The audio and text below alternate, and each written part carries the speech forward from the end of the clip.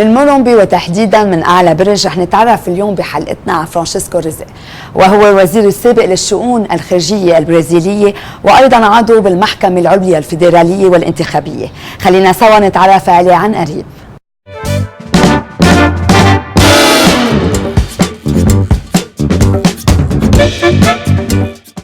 Professor Francisco Rezek, thank you for receiving us here in your house in Sao Paulo. It's a great pleasure and honor to be here.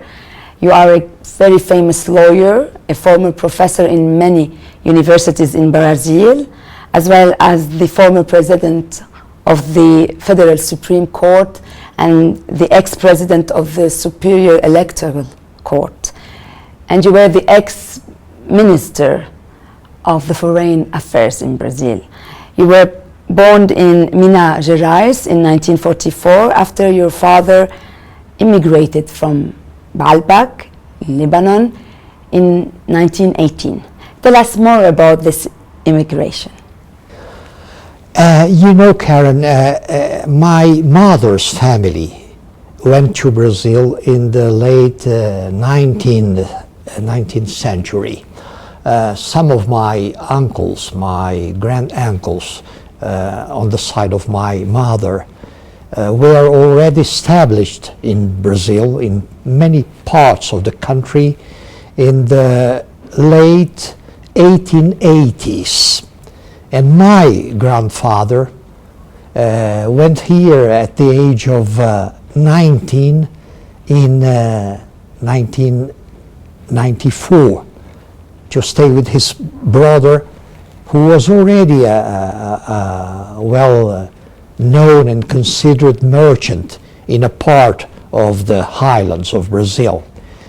Then my grandfather went back to Lebanon and again to Brazil in 1912, when my mother and my first uncle had been already born in Lebanon. So that the family has deep roots in this part of Brazil. The most recent members of the family, having immigrated, came in the late 50s, so many years ago. It's a family of merchants in the beginning, with a number of doctors, of medicine doctors, of physicians, and professors of medicine also. I belong in the family to a small minority of lawyers. I have a cousin, for instance, who have presided over the federal court in Sao Paulo. My sons and also a nephew. But we are mostly a family working in technology and especially medicine. Yes. With some lawyers amongst whom I am. But all successful, of course. I also heard that your father and mother were very famous in the community. Your father was really known for his values and his big heart. He was a very respected man in his field of activity and a very esteemed man. The chronicle of his dad registered the fact that he was a man of business and of magnanimous heart.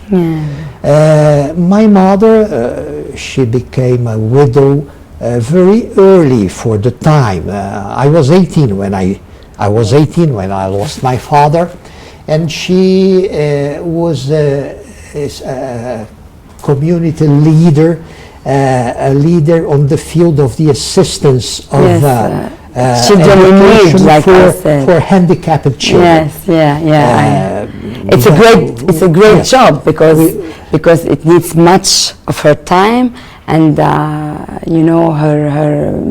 human touch. Yes. And she lived much more than my father. She died a few years ago at the age of 97. having kept her lucidity and her strength until the last moment. This is It beautiful. was remarkable. Remarkable. Exactly as she wished and planned. Did your parents used to speak Arabic Yes.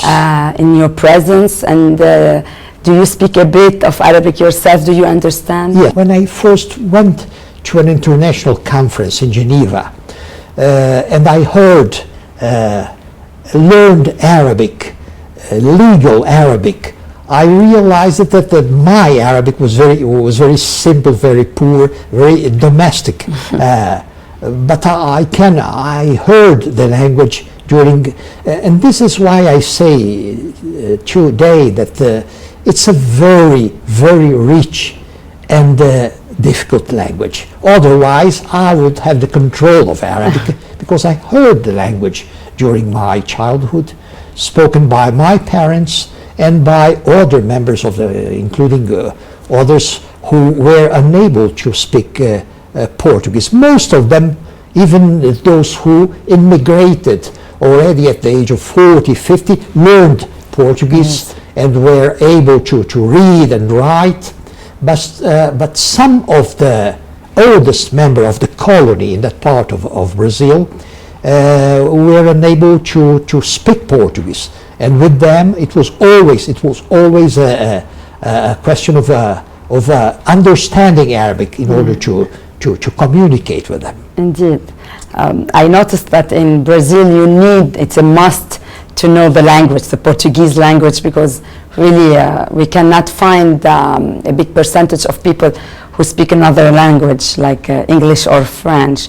Knowing that you have only a brother who is an engineer, tell us more about your childhood and the best memories you have.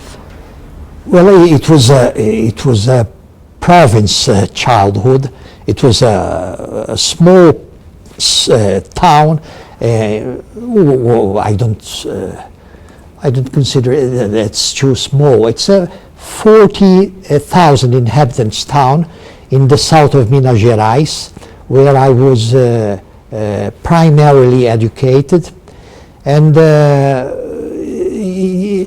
I lived in a very happy society. It was good to be in that part of Brazil in that time of the 20th century, and it was especially good to belong to the Lebanese colony.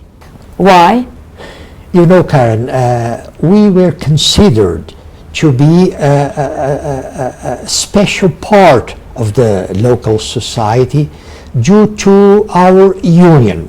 The Lebanese colony was very, very much united, irrespectively of whether they belonged or not to the same family. And with a taste for life, which was considered to be an example for others. It was good to belong to that part of the local society in that during that very interesting part of the history of the country. Yeah. You told us before that most of your family went into the medical field, but you are a lawyer. Why did you choose to be a lawyer? Did you like it, or you wanted really to succeed what already you've done?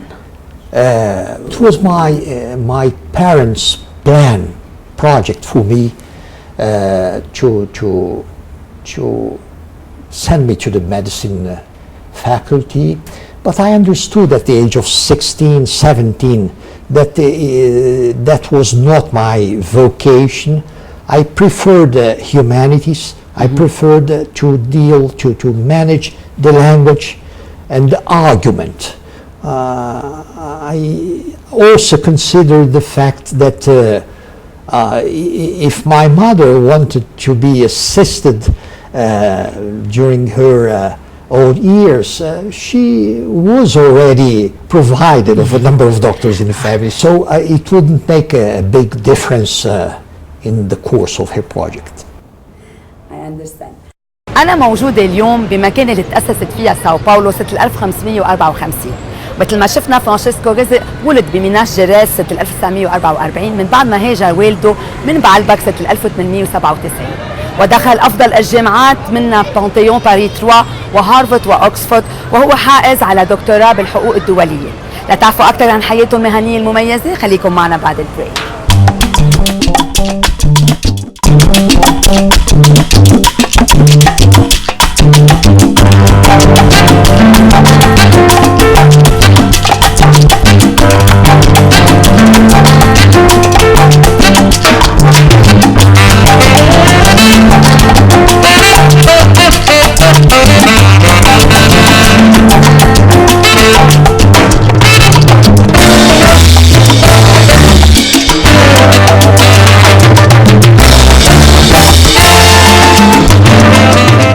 Professor Rezek, I would love to talk about your career, which is outstanding. I was really astonished to read about it.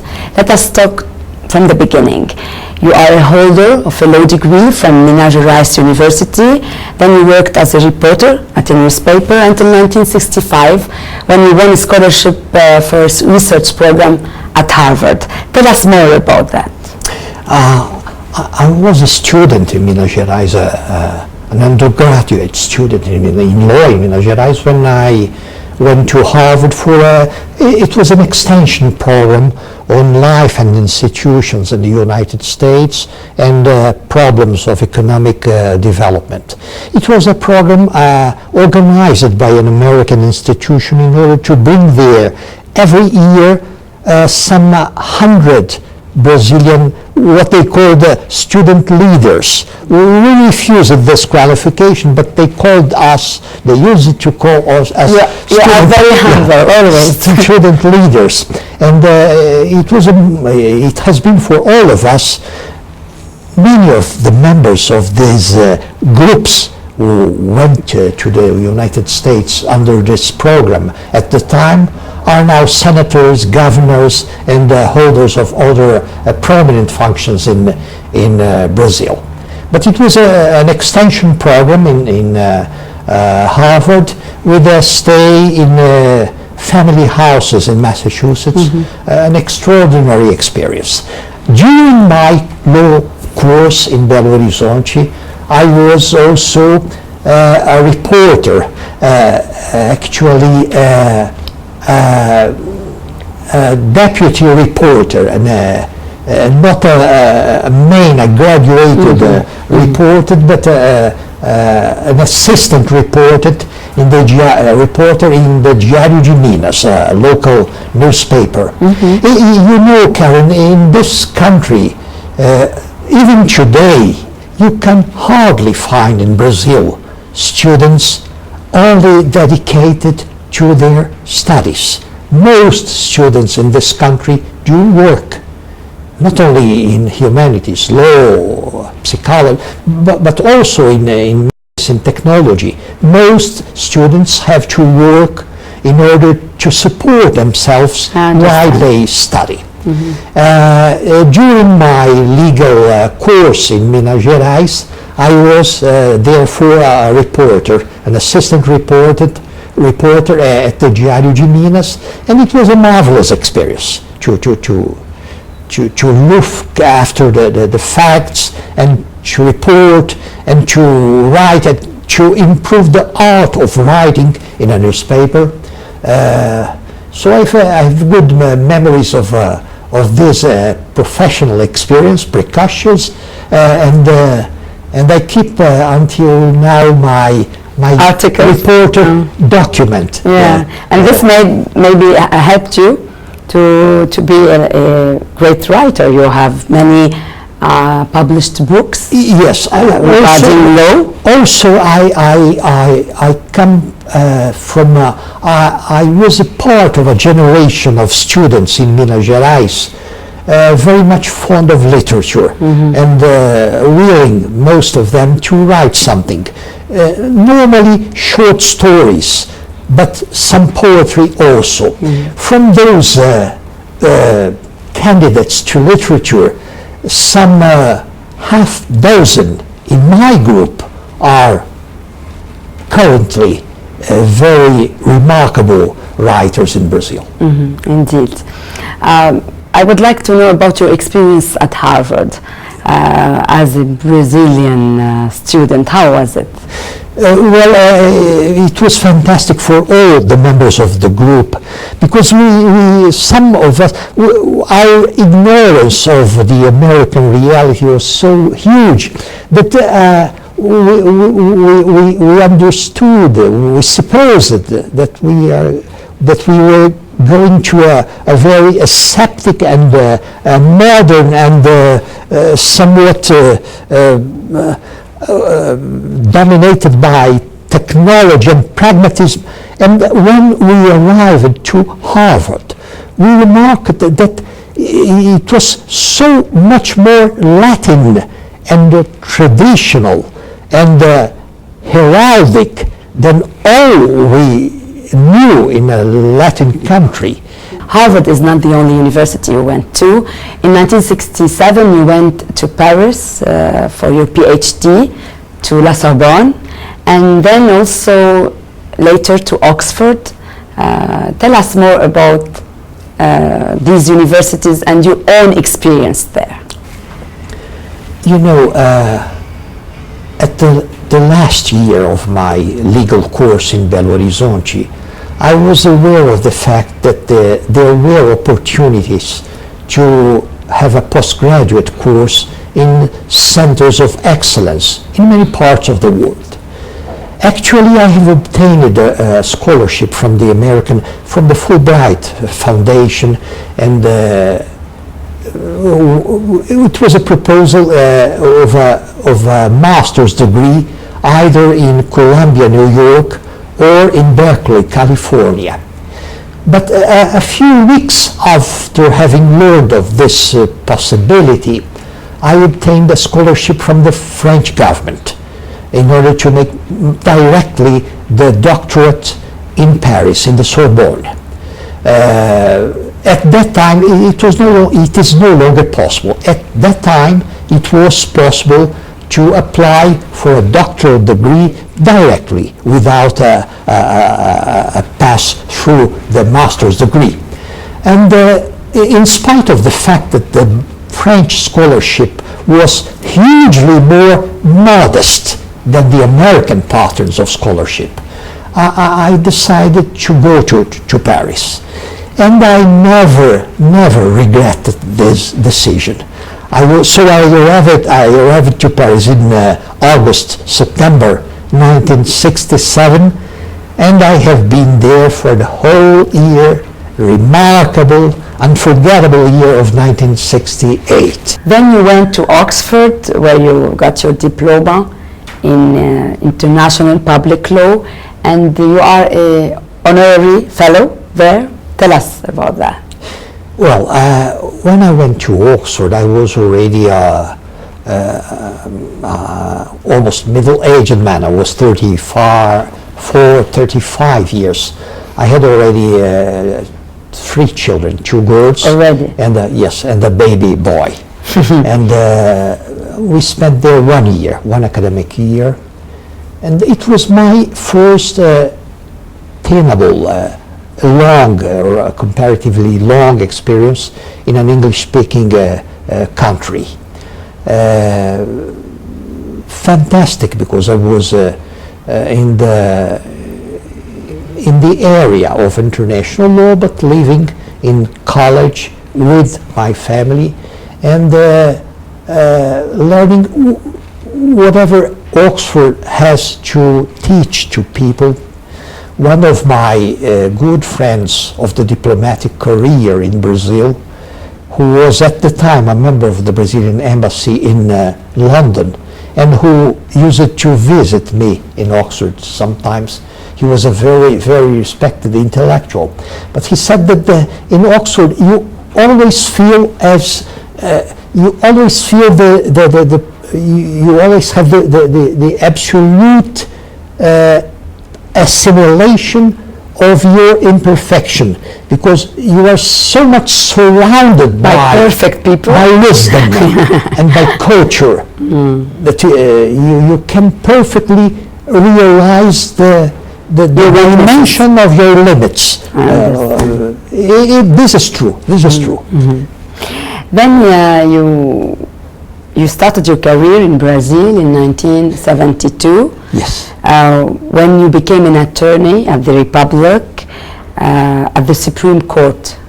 Tell us more about your responsibilities then. Yes. This was before Oxford and after Paris. It was a public contest for the first time because the Brazilian Constitution established that the career of the attorneys of the Republic is to be founded upon public contest, competition of merits. But this was anyway the first public contest organized for that purpose, and myself and my 32 or 33 colleagues having succeeded in this public contest, we found a sort of an empty institution, and our career was very rapid and successful. The most successful in the contest were designated to work directly before the Supreme Court. And this was my career. Yes, and then I know that you were appointed Deputy Attorney General of the Republic again from 79 to 1983. Is this another kind of... I was the Deputy Attorney General from 79 to 83. In March, actually in February 83, I was appointed to the Supreme Court. Of course, we will talk about that, but were your responsibilities then of another kind? No. At the same kind. But with a different level. Yes. Okay. You became Justice of the Supreme Court in Brazil on March 1983, knowing that you were the youngest of the century. You were 39 years old, appointed by the President and supported by the Senate. Tell us more about this, one of the highest positions you can ever get in Brazil, and what were your achievements? You know, Karen, in spite of the fact that the private law in Brazil is of European, mostly of European origin, our political model is American. It's a federation, a republic, and a presidentialist system of government. This means that we have here a typical tripartition of power. And the judges, mostly the Supreme Court of Brazil, is a real power of the state with authority to do what courts in European countries, for instance, are utterly unable to do. Okay. To withdraw laws of the parliament, if necessary, in the name of the Constitution, and to withdraw acts of government in the name of the law. For me, it was something fantastic to be appointed at this age. Yes, in the past, in the distant past, in the turn of the 19th to the 20th century, two different men have been appointed slightly younger than I. But in the modern times, I have been the youngest. In office as foreign minister, when I decided, when in a reform of the ministry, of the composition of the government, I went back to the Supreme Court. I mean that I was again appointed, again approved by the Senate, and for the first time in Brazil, appointed two times. Then shortly after my return to the court, a huge crisis started in the government. I understand. Leading to the first case of impeachment, of presidential impeachment of President Collor, occurred in November of that year of 1992.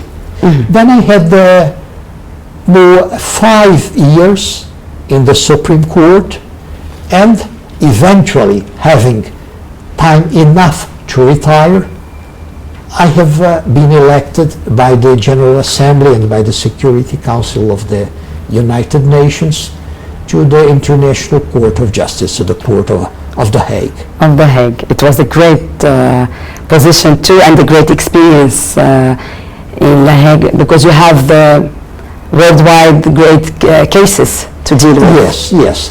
You know, I used to say at that time that if you consider the extension, the quantity of work, it's a very light burden for someone coming from Brazil. But the responsibility is enormous, because each case before the Court of The Hague is what should have been in the past a war, with all its consequences. This is the reason why every case in The Hague produces a decision of a volume, with other volumes corresponding to the oral pleadings, to the written pleadings, and so. So the cases are very difficult, complex, and they cannot be, what can I say, maybe resolved in each country. I mean, there are many big cases, non-resolved big cases that are sent to The Hague. To The Hague, there's cases involving states. I understand. The only parties before the Court of The Hague are sovereign states. And my period of office in The Hague, 1996 to 2005, was extraordinarily rich. There were periods in the history of the court which have been somewhat boring for the judges, due to either to the small number of cases or to the the comparative poverty of the legal questions dealt with. No, my period was extraordinary. We had dealt with a number of cases involving borders, territorial and maritime borders, but having to do with more dramatic episodes, as the case of Lockerbie, as the case of the oil platforms in Iran, as the case of the nuclear experiences in the Pacific. Very hot subject. And the case of the war in Palestine. One of the most extraordinary decisions of the Hague Court, and also one of the moments where before the bar of the court we have seen the most brilliant lawyers of the world all on the same side, all defending the same thesis, eventually prevailing. I would love to talk about the political side of your career. You were elected Minister of the Foreign Affairs of Brazil from March 1990 till April 1992. You were the first Brazilian of Lebanese descent. Tell us more about this position and your responsibilities then.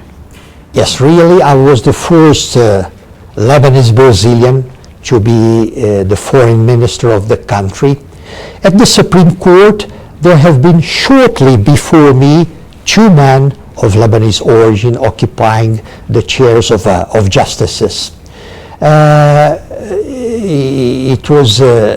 It was very stimulating to deal with international politics at that time, but there was no substantial change in the general lines, in the philosophical lines of Brazilian foreign policy. This has been always, Karen, a very independent country, a non-aligned country. Brazil did not integrate formally so-called list of non-aligned countries, but it would be very difficult to find a more non-aligned country than this one. And the American government, in a number of cases and instances, had to face this reality. This is not a a very docile neighboring country. I understand. Very independent in all senses, and including the appreciation of the Palestine question. And I must say, this is a question of integrity, of engagement to the truth, that the current government of Brazil and its predecessor have been always very loyal to this cause, to this appreciation of the Middle East question according to the best standards of law and justice. I can feel how important is this subject. You have mentioned the Palestinian case twice. Why are you so proud to deal with this case? You know, Karen, this is a point, this is a matter, the Palestinian question, the question of the Middle East, a point that is not very fairly treated by the international media, is not fairly treated by a number of governments all around the world. So for someone having Arab blood, it's comfortable to see that in its country of adoption, the general vision of the problem, even the media's approach to the question, and most especially the governments, the official positions, are really wise understandings and positions, and positions which are coherent with our devotion to the sense of law, of enforcement of law, of international law, and of international justice. You have published many books, mainly about law, and you have this passion to share all your knowledge with the others, don't you? I'm a university professor. I have always been a man of a classroom. And I understand, Karen, that especially when we are led by life to prominent positions very early in life, it's important to have students before you, because they challenge you every moment. They induce you to be autocritical and to try to improve yourself. I think that it's a very unfortunate option to be led by life. In my youth, Karen, I wrote short stories. A number of students of my generation were fond of writing short stories, small literature, although some of them became very important writers of contemporary Brazil. I have been a publisher of historical works having to do with the Council of State of the first empire of Brazil between 1824 and 1860 or so. I have published a law of treaties in 1984, and the most important textbook on international law. It's a book where the first edition was published in 1889. We are now in the 15th edition, and some 7,000 copies are published every year. They are studied in all universities? Yes, they are adopted in most universities, so I'm pleased to see my conception of international law adopted by so many, because the number of law students in this country is something incredible. And also the young lawyers also in Brazil, due mostly to the rarity of public libraries of high standard in this area. They are, most of them are tending to have their own private libraries, their own collection of law books. I understand. حياة فرانسيسكو رزق المهنية مبهرة، فهو كان أستاذ جامعي ودخل أكاديمية الحقوق الدولية بلاهاي، وسنة 1983 أصبح وزير المحكمة الفيدرالية العليا وبعد وزير الشؤون الخارجية.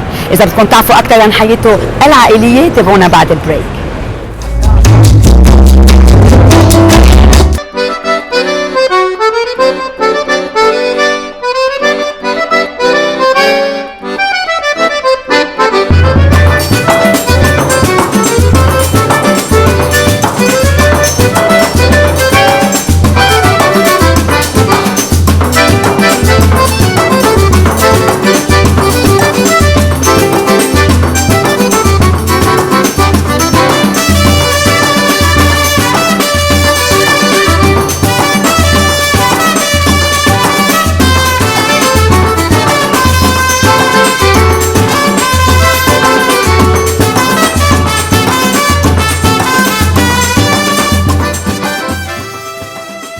I would love to talk about your family now that we went through your amazing career. I know that you have been married 3 times. Your first wife and yourself had 4 children. Then you had your last daughter from your second marriage, and now you've been married for the 3rd time since maybe for now 7 years? For now 4 years. For 4 years. Yes. Tell us more about these 3 marriages. Yes. What did they bring to your life? Yeah. My first marriage occurred when I was 26 and she was 19. We had 4 children, 2 girls and 2 boys, and she's a very close friend of mine up to today, and the second also, by the way, the second is herself the daughter of another justice of the Supreme Court of Brazil. Okay. And we have permanent contacts, all of us, and the relationship between my current wife and the other 2 is splendid. And with my children, yes, with my children also. I manage it's not this. Easy. Yes, I manage this as a you are lucky. as a very skillful man. Anyway, and since my second wife is a professor of international law, we have a permanent contact because she very often wants my opinion, my advice on problems that she faces in the university having to do with doctrine of international law. I know that theoretically I shouldn't know, but I know that a book is about to appear. It's a sort of Liber Amicorum, a tribute to a jurist with studies collected amongst jurists of many countries and many specialities. And one of the organizers of this tribute book is my second wife. Then I recall the fact that Muslims, they appear to be very proud of the fact that the virtue and the holiness of the Prophet have been identified and proclaimed by his own wife, which is marvelous, because a wife is the woman, is the person who most closely has the opportunity to identify mistakes and the facts. One to her husband. No, so I think that in my case, to be somewhat the object of a tribute by an ex-wife is flattering. It is flattering. It is. I see that you're blessed also by your 3 wives. Let us talk about your 5 children. Yes. How is your relationship with them? Are you close to them? And yes. I know also that some of them are married and yes. you have grandchildren too. Yes, I have 7 grandchildren.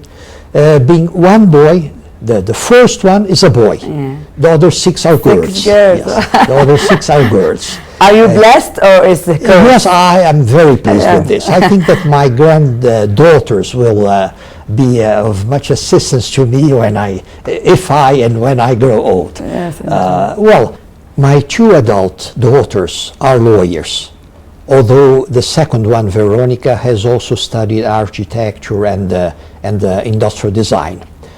so they followed your steps. Yes. They are married, one to a lawyer, the other to a doctor, to a medicine doctor. The 2 boys, one is a lawyer and works with me. The second one is a movie maker. He works here or in Hollywood? Here yeah. in Sao Paulo. Yes, he studied here for direction of cinema. And his wife is also in this field of activity, and they work together in this area. Well, I have also the last one, Ana Clara, who is now 14 years old. She's still at college. Yes. Yes. And are you close to them? Are you like a father and a friend at the same time? Yes. I've always been, and especially now, since my return from The Hague and my establishment in Sao Paulo. You have more time to spend with them. Yeah. Did you raise them in like maybe Lebanese values, the same ones you were raised by your parents? Yes.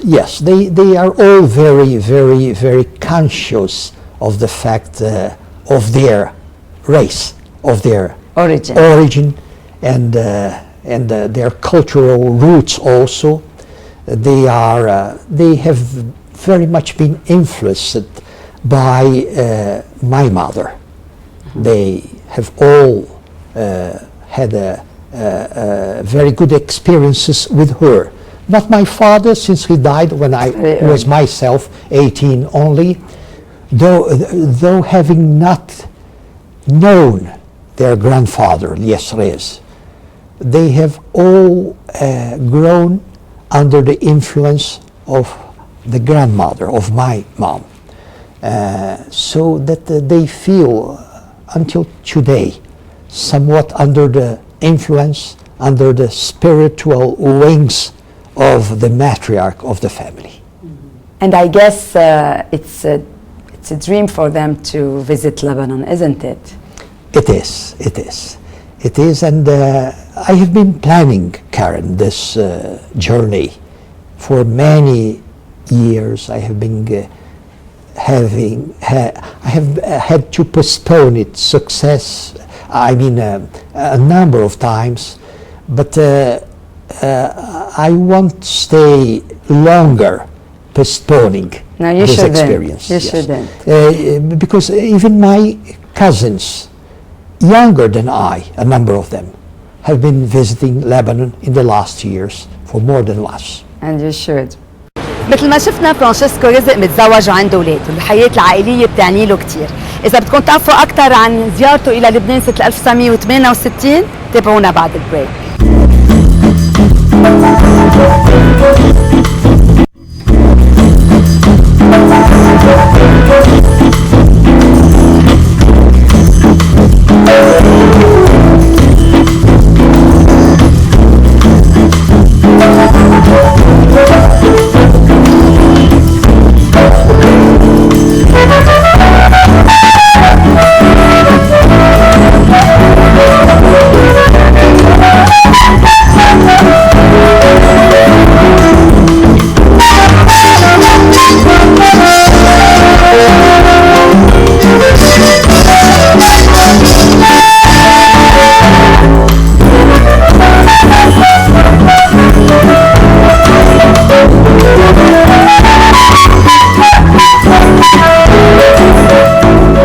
I would love to talk about Lebanon, knowing that you have visited your country of origins only once in 1968. I would love to know, what did you feel then when you visited Baalbek for the first time? It was the autumn of 1968.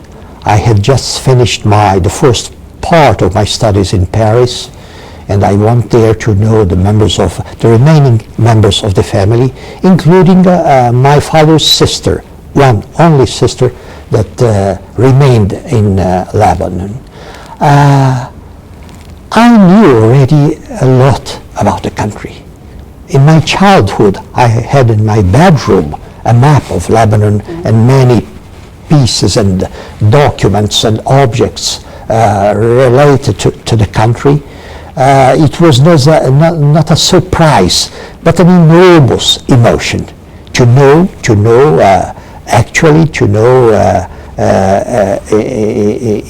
in the reality of daily life that country that I knew so very much due to my readings and other experiences.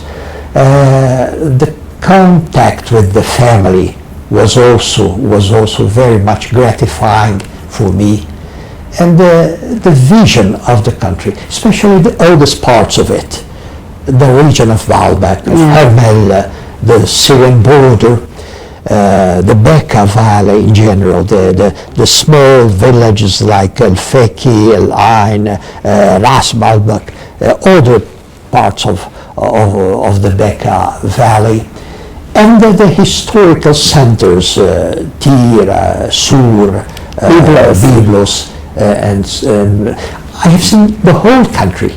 My cousins have circulated all over Lebanon with me during those days. About 40 days I spent there, 68. And why didn't you return?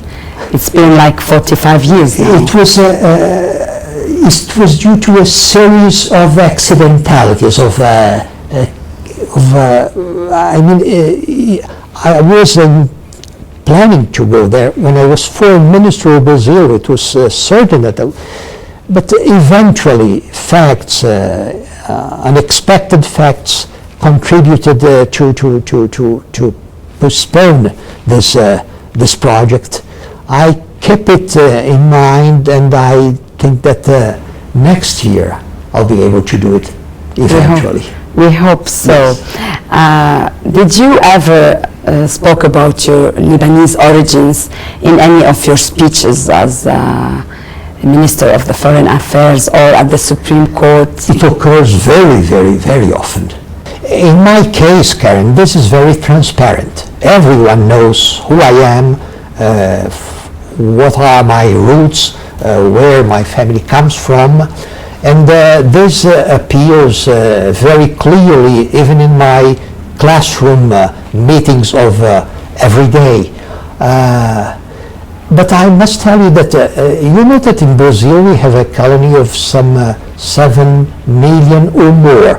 If you, depending on the standards that you adopt to make this calculation, you can arrive easily to 11 million. Anyway, there's a number of people bearing Portuguese family names due to the fact that their Lebanese origin is from the side of their mothers. Okay. Well, even those are very, very, very applied to the task of informing their origin. Even those are very applied to the idea, to the intention of letting people know what their origin is and what it means, and the fact that they are members of the community, of this enormous Lebanese community in Brazil. Because you know what we call here, for instance, when we say Arab food in Brazil, you mean Lebanese food. It means Lebanese food. The Arab community in Brazil is essentially Lebanese. a Lebanese community, with some exceptions having to do with the part of Syria which neighbors Lebanon, and in the very recent years a very important Palestine community, but important, not comparable to the Lebanese community. So you are proud to be Lebanese. We are all very proud of it. And we are proud to have such Lebanese descent, great personalities here in Brazil.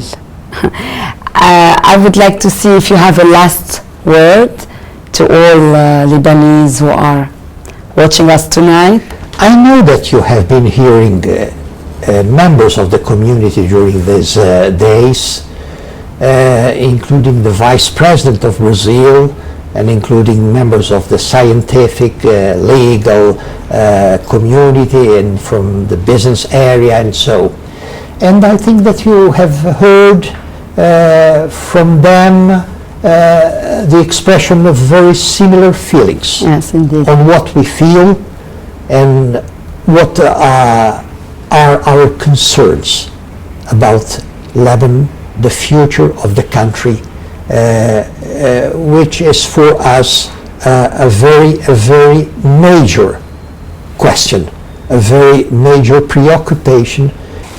We expect to be able to contribute somewhat to give in a near future, not in a far, but in a near future, a fair, a just, a legal solution to the problems of the Middle East, and especially to see Lebanon grown with all the splendor it bears and it deserves, having been the most innocent victim of the whole crisis. Indeed.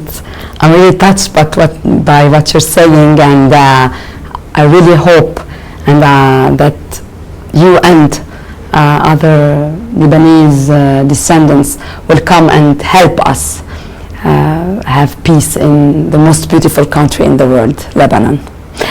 Professor Francisco Rezek, thank you for this beautiful interview. I hope to see you very soon in this peaceful Lebanon we are all dreaming of, and thank you again. I thank you, Karen. It was a pleasure for me. تعرفنا اليوم على فرانشيسكو رزق، هالإنسان اللي حصد على شهادات عليا من أهم الجامعات بالعالم ووصل على أهم المراكز بالبرازيل. إن شاء الله نكون تعلمنا منه التواضع، المثابرة والرقي.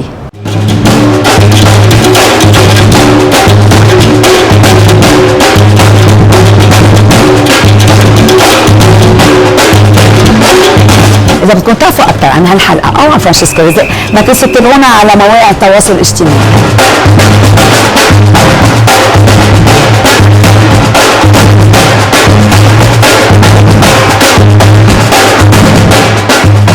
ما تنسوا تحضرونا الأسبوع القادم بنفس الوقت لتكتشفوا اسم جديد من أسماء الممثلين.